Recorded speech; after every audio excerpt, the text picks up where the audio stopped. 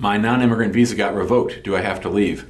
Hi, I'm Jim Hacking, immigration lawyer practicing law throughout the United States at our offices in St. Louis, San Diego, and Washington, D.C.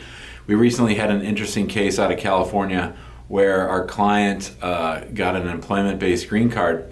His case was approved, but his wife and child's cases were headed towards a denial. They received a notice of intent to deny, and the notice of intent to deny was based on the fact that early in the beneficiary, in the spouse and the child's immigration journey in the United States, they had been on a non-immigrant visa in the United States, and while that non-immigrant visa was in effect, and after they had entered the United States, the embassy back home sent them an email and told them that their visas had been revoked. No explanation, and they said next time you leave the United States, you're going to need to come back and get a new visa stamp. And of course, when the clients tried that, if they had left, that visa most likely would have been denied. We see this a lot in the F1 student context where someone will get into some kind of trouble, maybe a shoplifting charge or a DUI charge or a trespassing charge or something relatively minor that's not a deportable offense.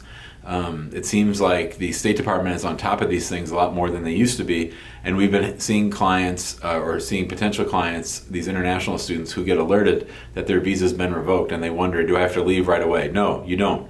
Your visa is just your entry into the United States. It's just your permission to enter. And once you're in the United States, a revocation of it generally has no legal effect. And so we've had people have their visa revoked and get an H-1B visa after that, and even get a green card after that. And in this case, that's what we were trying to do. Now, the officer screwed up. She made a mistake. She said, well, because you had your visa revoked, you should have left the United States, you have unlawful presence, and you're ineligible to adjust status. This was flat out wrong, which we established by pointing to the regs, the statutes, and all the interpretations previously by USCIS.